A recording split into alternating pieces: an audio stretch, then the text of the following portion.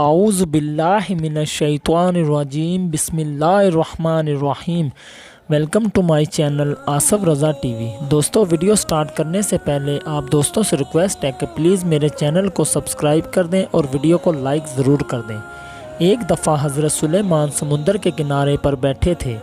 آپ نے دیکھا ایک چیونٹی اپنے منہ میں ایک دانہ لیے سمندر کی طرف بڑھ رہی تھی۔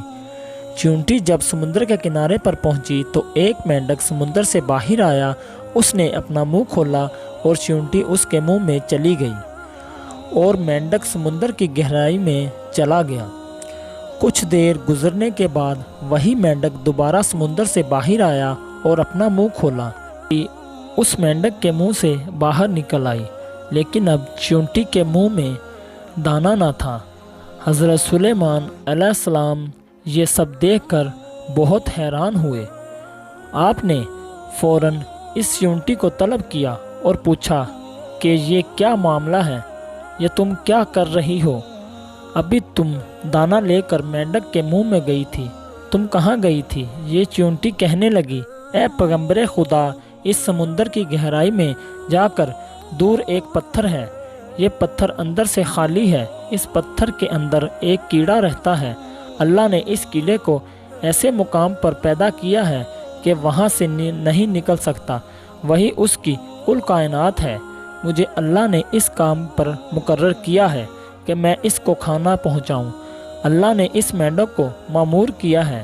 مینڈک روزانہ مجھے اپنے منہ میں لے کر پانی سے ہوتا ہوا اس پتھر تک لے جاتا ہے۔ وہ مینڈک اپنا منہ اس پتھر کے سوراخ پر رکھ دیتا ہے۔ میں اس کے منہ سے نکل کر اس کیڑے تک جاتی ہوں اور وہ اناج جو میرے منہ میں ہوتا ہے، وہ اناج میں اس کے پاس رکھ دیتی ہوں۔ یہ مینڈک میرا انتظار کرتا رہتا ہے۔ میں واپس اس کے منہ میں داخل ہو جاتی ہوں۔ یہ پانی میں تیرتے ہوئے مجھے واپس پانی سے باہر لے آتا ہے۔ یہ دیکھ کر حضرت سلیمان علیہ السلام کے دل میں خواہش پیدا ہوئی کہ کیوں نہ میں بھی اللہ پاک کی ساری مخلوق کی دعوت کروں۔ حضرت سلیمان علیہ السلام اللہ سے ہم کلام ہوئے اور عرض کرنے لگے کہ اے میرے معبود، مجھے اجازت دیں کہ میں تیری تمام مخلوق کو پورا سال کھانا کھلاؤں۔ اللہ نے وحی بھیجی کہ اے سلیمان، تم اس کی قدرت نہیں رکھتے۔ حضرت سلیمان علیہ السلام نے پھر عرض کیا کہ ہفتے کی دعوت کی اجازت مل جائے۔ اللہ پاک نے پھر وحی بھیجی کہ سلیمان، تم اس کی قدرت نہیں رکھتے۔ حضرت سلیمان علیہ السلام نے تیسری مرتبہ پھر فرمایا، اے میرے پروردگار، مجھے صرف ایک دن کی ہی اجازت دے دیں کہ میں آپ کی تمام مخلوق کو کھانا کھلا سکوں۔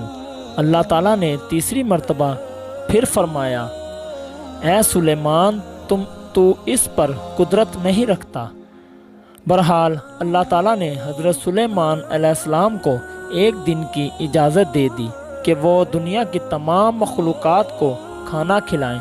آپ علیہ السلام کو اجازت مل گئی تو آپ علیہ السلام نے تمام جنات اور انسانوں کو حکم دیا کہ وہ تمام کے تمام ان چیزوں کو جو زمین پر حلال ہیں، یعنی گائے، بیل، بکریاں، دمبے وغیرہ، ان تمام چیزوں کو جو جنس حیوان میں سے ہیں، یعنی پرندے وغیرہ، ان سب کو جمع کر لیں۔ جنات اور انسانوں نے مل کر ان تمام چیزوں کو حضرت سلیمان علیہ السلام کے سامنے پیش کر دیا۔ بڑی بڑی دیگیں تیار کی گئیں، پھر ان جانوروں کو ذبح کیا گیا اور ان کو پکایا گیا۔ اس کے بعد دسترخواں پر کھانا لگا دیا گیا۔ دسترخواں بھی ایسا کہ اگر ایک طرف سے ایک آدمی گھوڑا دوڑائے تو دوسرے کونے تک جانے میں اس کو 2 ماہ لگیں گے۔ اتنی ہی اس دسترخواں کی چوڑائی بھی تھی۔ جب تمام چیزیں تیار ہو چکی تو اللہ تعالیٰ نے حضرت سلیمان علیہ السلام کے پاس وحی بھیجی اور فرمایا، اے سلیمان، تو مخلوقات میں سے کس سے دعوت شروع کرے گا؟ اب حضرت سلیمان علیہ السلام نے فرمایا، اے میرے پروردگار، میں دریا کے جانوروں سے شروع کروں گا۔ تو اللہ تعالیٰ نے سمندر کی ایک مچھلی کو حکم دیا کہ وہ حضرت سلیمان علیہ السلام کی دعوت کھائے، کیونکہ آج ان کے لیے حضرت سلیمان علیہ السلام کی طرف سے دعوت ہے۔ مچھلی نے سر اٹھایا اور دسترخواں کے ایک طرف سے کھانا شروع کر دیا۔ وہ کھاتے کھاتے دوسری طرف پہنچ گئی، یہاں تک کہ مچھلی حضرت سلیمان علیہ السلام کا تیار کردہ وہ سارا کھانا کھا گئی تھی۔ مچھلی کہنے لگی کہ میرا پیٹ نہیں بھرا، مجھے اور کھانا کھلائیں۔